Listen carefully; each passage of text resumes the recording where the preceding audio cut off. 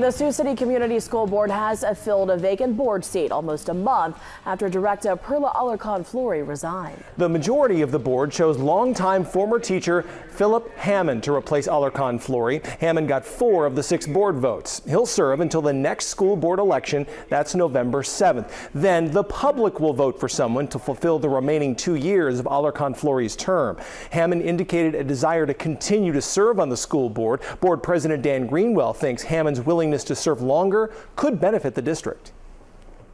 The questions were asked, will you consider running for the school board in the fall? And Mr. Hammond indicated that he plans to do that. So I think a combination of all of those, the experience level, the current familiarity with the schools, familiarity with programs they're implementing, some of the budgeting information.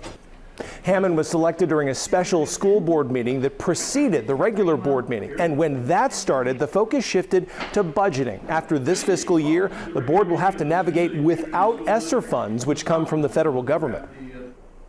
We have roughly a little bit over $17 million left that we'll be spending this next year. But then after that, it's gone. And there are a lot of activities and several staff that are involved in that we'll have to figure out how to have a soft landing on that.